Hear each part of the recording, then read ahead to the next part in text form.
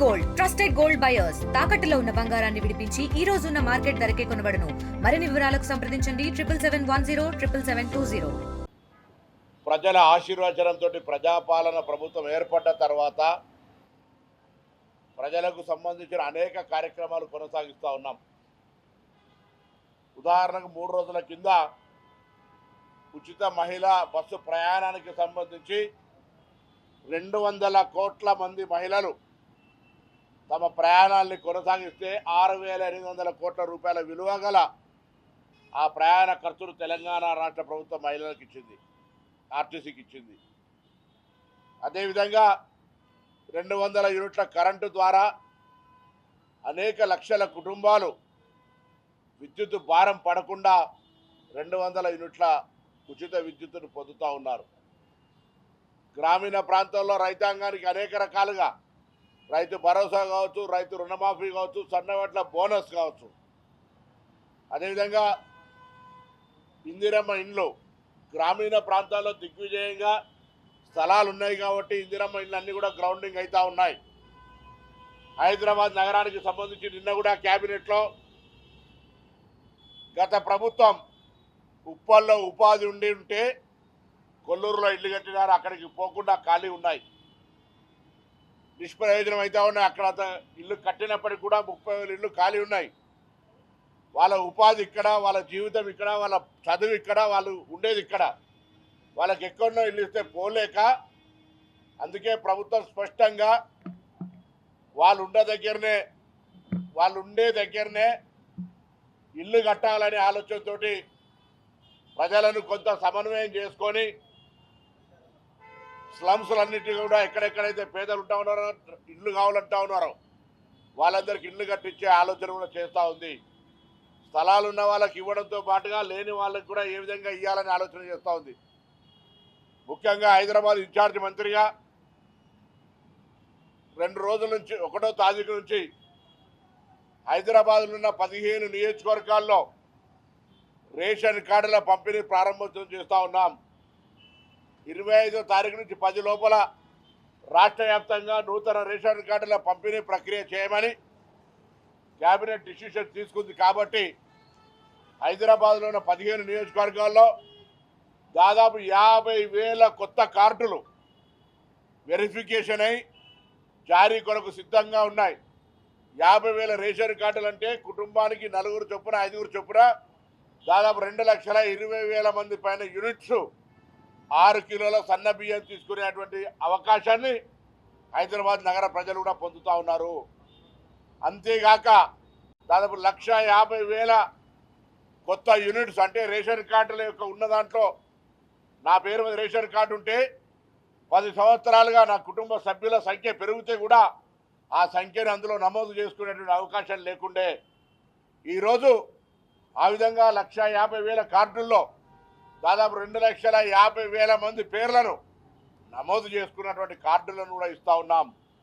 రాజకీయాలకు అతీతంగా అర్హతను బట్టి ఇప్పుడు కూడా ఇంకెవరైనా రేషన్ కార్డు రాలేదు, నాకు రేషన్ కార్డు కావాలనుకుంటే ఇప్పుడు కూడా అప్లికేషన్ చేసుకోండి. 1,00,000 మందికి ఇవాళ కూడా వెరిఫికేషన్ అవుతూ ఉంది. ప్రభుత్వం సానుకూలంగా 10 సంవత్సరాలు తెలంగాణ వచ్చిన తర్వాత పడ్డ ఇబ్బందులను తొలగించాలని ఈ రేషన్ కార్డుల ప్రక్రియ చేస్తూ ఉంది. ఒకవైపు పేదలకు అవసరమైన ఇందిరమ్మ ఇళ్ళు, 200 యూనిట్ల ఉచిత విద్యుత్తు, రేషన్ కార్డులు, మహిళలకు ఉచిత బస్సు ప్రయాణం, ఇలా అనేక రకాల కార్యక్రమాలతో పాటుగా పేదల పిల్లలు, బడుగు బలహీన వర్గాల పిల్లలు చదువుకునేటువంటి గురుకులాల్లో కూడా మెనూ ఛార్జీలు పెంచి, వారికి మెస్ ఛార్జీలు పెంచి ఈరోజు వాళ్ళ విద్యకు కూడా అనేక రకాల కార్యక్రమాలు తీసుకుంటూ ఉంది. ఈ విధంగా ఈ ప్రభుత్వం ఎన్నడూ ఊహించని విధంగా పెద్దలకు మాత్రమే పరిమితమైంది అనుకునేటువంటి సన్న బియ్యాన్ని పేదలందరికీ ఇస్తూ ఉన్నది. ఇది గతంలో ఉన్నటువంటి పరిస్థితికి భిన్నంగా దొడ్డు బియ్యం తినక తీసుకొని రీసైక్లింగ్ అయ్యే పరిస్థితి నుంచి ఇలా 100% సన్న బియ్యం వాడుతూ ఉన్నారు. ఇది ప్రజలు గమనించాల్సిన అవసరం ఉంది. హైదరాబాద్ సంబంధించి ప్రత్యేకమైన శ్రద్ధ తీసుకొని గౌరవ ముఖ్యమంత్రి గారు స్వయంగా మున్సిపల్ శాఖ మంత్రిగా అనేకమైనటువంటి ఫ్లైఓవర్సు, అండర్ పాసులు, ఎస్టీపీలు, డ్రైనేజీలు, పార్కులు, స్ట్రీట్ లైట్స్ అనే విధంగా అన్ని రకాల ప్రజాహిత సమస్యల్ని పరిష్కరించే విధంగా ప్రయత్నం చేస్తూ ఉన్నాం. తెలంగాణ రాష్ట్రం వచ్చిన తర్వాత హైదరాబాద్ సంబంధించి కృష్ణా కానీ గోదావరి నుంచి ఒక్క టీఎంసీ వాటర్ తెచ్చే ప్రయత్నం చేయలే టీఆర్ఎస్ ప్రభుత్వం. ఆనాడు గోదావరి జలాలు తెచ్చినా, కృష్ణా ఫేజ్ 1, ఫేజ్ 2, ఫేజ్ 3 తీసుకొచ్చినా కాంగ్రెస్ హయాంలో మాత్రమే జరిగినాయి. ఇప్పుడు మళ్ళీ గోదావరి ఫేజ్ 2 కింద 15 టీఎంసీలకు సంబంధించినటువంటి ప్రక్రియ కొనసాగుతూ ఉంది. హైదరాబాద్ నగరం పెరుగుతూ ఉంది. హైదరాబాద్లో ఆ రోజు ఉన్నటువంటి 540 MLD వాటర్నే ఇప్పటికి కూడా ఇవ్వాల్సిన పరిస్థితి వస్తూ ఉంది.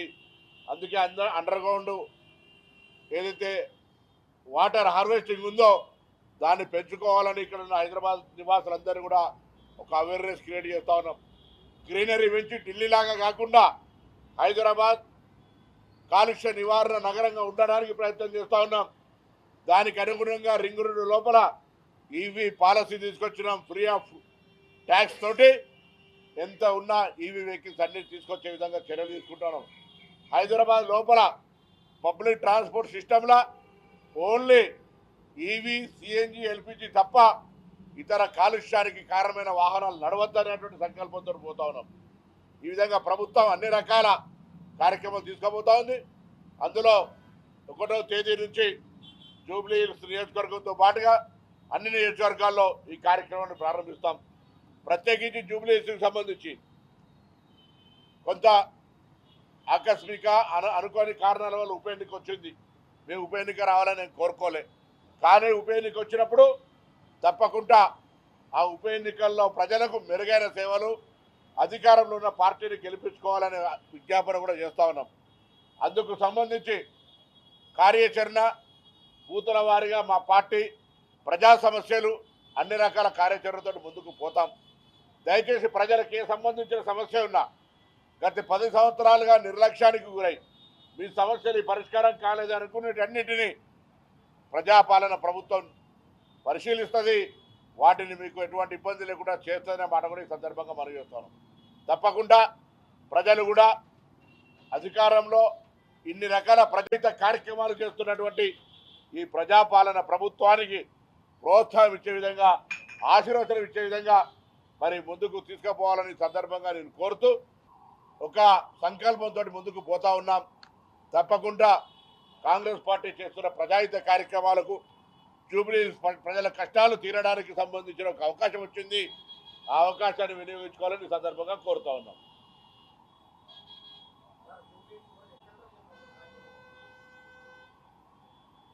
అభ్యర్థుల ఎంపిక మా చేయిలోది కాదు, ఏఐసిసి చూసుకుంటుంది.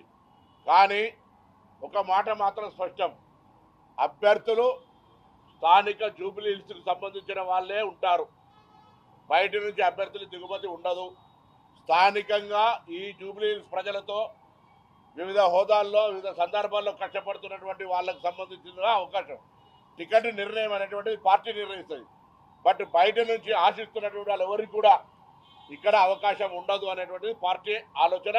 ఎందుకంటే కన్ఫ్యూజన్ ఉండద్దు, ఎటువంటి దాని లోపల మళ్ళీ అందరూ కూడా ఇక్కడ ఆశావాహులు కూడా అందరు కలిసి 7 డివిజన్లలో తిరుగుతారు, పార్టీని బలోపేతం చేస్తారు, ప్రజా సమస్యలు పరిష్కరిస్తారు. పార్టీ సర్వేల ద్వారా, పార్టీ నాయకత్వంకు ఉన్నటువంటి సమాచారం ద్వారా పార్టీ నిర్ణయిస్తుంది. కానీ బయట నుంచి ఎవరు ఆశావాహులకు సంబంధించి ఇక్కడ ఈ జూబ్లీ హిల్స్ ఉప ఎన్నిక లోపల అవకాశం ఉండదు. అదే పార్టీ. అందుకని చెప్తాను, ఫస్ట్ మీరు అడుగుతున్న దానికి ఒక ప్రిలిమినరీగా స్థానికంగా మాత్రమే అవకాశం ఉంటుంది. స్థానికంగా కష్టపడి పనిచేస్తున్నటువంటి వాళ్ళ నుంచి అభ్యర్థి ఉంటాడు. ఎవరు అనేటువంటిది పార్టీ సర్వే ద్వారా పోటీ చేసిన అభ్యర్థి వస్తారా, కొత్త వాళ్ళు వస్తారా, ఎట్లా అనేటువంటిది that is decided by party. అన్ని రకాల కార్యక్రమాలు కాంగ్రెస్ పార్టీ అధికారంలో ఉన్నాం. మీరందరూ ఇచ్చే ఎన్నిక ప్రకటించే నాటికి యుద్ధానికి తయారవుతాం. మేము ప్రజల దగ్గరకు పోయి వాళ్ళ యొక్క మన్నన పొందడానికి మా కార్యాచరణ ఉంటుంది. ఇప్పుడు పార్టీలకు సంబంధించినటువంటి ఆలోచన మేము అడుగుతా ఉన్నాం. ఇలా మీకు ఒక ఉదాహరణ చెప్తా ఉన్నా. ఇక్కడి ఉప ఎన్నిక కారణం సహజ మరణం, అనారోగ్యం. కానీ ఎన్నిక గురించి చెప్తా ఉన్నాం. సికింద్రాబాద్ కంటోన్మెంట్ ఎన్నిక ఒక అవివాహిత యాక్సిడెంటల్ డెత్, అక్కడ కూడా కాంగ్రెస్ గెలవలేము. సో సానుభూతి అనే పేరు మీద ఎవరైనా అటువంటి ప్రయత్నం చేసుకుంటే రాజకీయాలకు సంబంధం లేదు. అందుకే మేము ఎందుకు ఇవ్వాలి నిర్ణయం తీసుకున్నాం, స్థానిక ప్రజలతోటి మమేకమై స్థానిక ప్రజలకు సంబంధించినటువంటి వివిధ అంశాల ద్వారా పరిచయం ఉన్నటువంటి వాళ్ళకు మాత్రమే. బయట మాకు చాలామంది ఆశావాహులు ఉన్నారు, మీకు తెలుసు ఓపెన్గా. అయినా వాళ్ళందరినీ ఖచ్చితంగా ఇప్పుడు ఈ ఉప ఎన్నికలు అటువంటికి అవకాశం లేదు. ఓన్లీ స్థానికంగా జూబ్లీహిల్స్ నియోజకవర్గానికి సంబంధించిన వాళ్ళకు మాత్రమే అవకాశం ఉంటుంది. అవన్నీ నేను అందుకే చెప్పిన, మళ్ళా first filter by with in constituency, దాని తదుపరి పార్టీ డిసైడ్ చేస్తుంది. ఏముండదు, నాయకులంతా కుటుంబం అందరం కూర్చున్నాం, నాయకుల మధ్య విభేదాలు ఉన్నాయి, అందరూ వస్తారు. అందుకే మేము సమన్వయకర్తలు మా కార్పొరేషన్ చైర్మన్లు వచ్చినారు, 6 కార్పొరేషన్ చైర్మన్లు ఇక్కడ. ఇండియా పాకిస్తాన్ తాజా అప్డేట్స్ కోసం డౌన్లోడ్ చేసుకోండి RTV లైవ్ యాప్.